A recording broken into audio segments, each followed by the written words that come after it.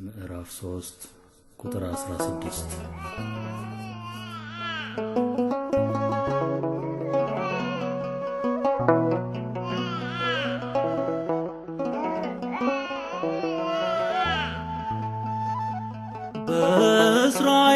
በእስራኤል እንዲሆን በሰለሞን መንግስት በሁለት ሴቶች መሃል በአንድ ሕፃን ልጅ ምክንያት የሞተውን ትተው ባለው ይጣላሉ።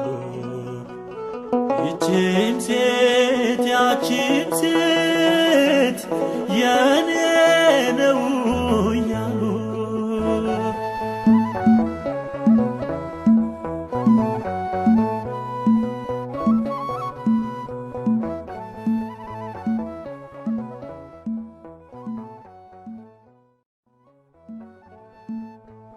በድቅድቁ ሌሊት ደጆቹ ተዘግተው ውስጤ የገባው ድምፅ ልቤን አሸተተው።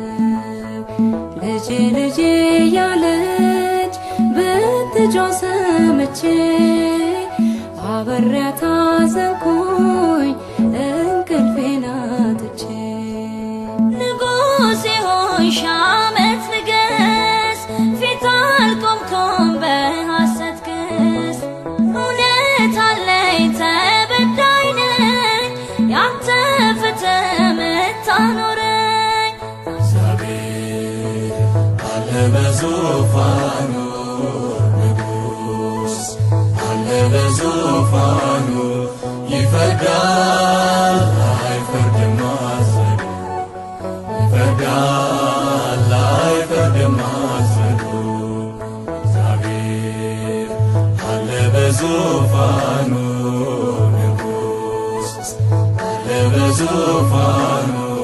ይፈርዳል አይፈርድም አዘኑ፣ ይፈርዳል አይፈርድም አዘኑ። በእርግጥ ልጇ ሞቶ በሕይወት የለም ዛሬ፣ ይህንን አውቃለሁ ነበርኩኝ አብሬ።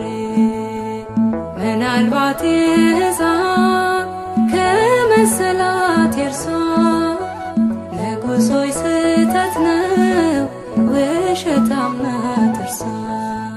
የኔ ልጅ ነው የኔ ልጅ ነው፣ ጌታ ያውቃል ከፋዬ ነው። ፍረድልኝ እኔ አልዋሽም፣ አትውሰጂው አይጠቅምሽም።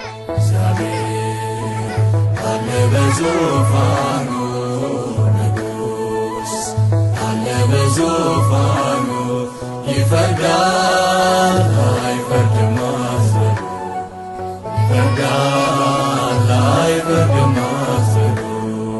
እግዚአብሔር አለ በዙፋኑ፣ ንጉሥ አለ በዙፋኑ።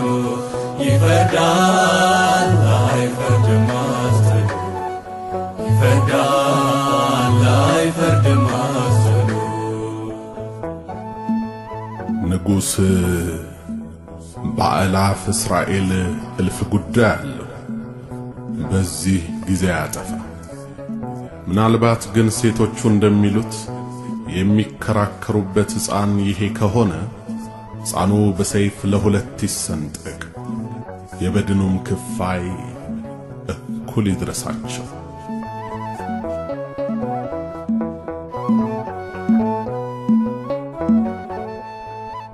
ባይሆን ይሄ ይሻላል ተገቢ ነው ፍርዱ፣ ሕፃኑ ሚሰንጠቅ ሁለት ይሁን አንዱ። ለእኔም ላንቺ ማይሆን ልቦና ያምርሯል፣ የማን ልጅ ተከብሮ የማን ልጅ ይኖራል። ንጉሥ ሆይ እባክህን አትግደለው አንዱን ልጅን፣ ባይሆን ስጣ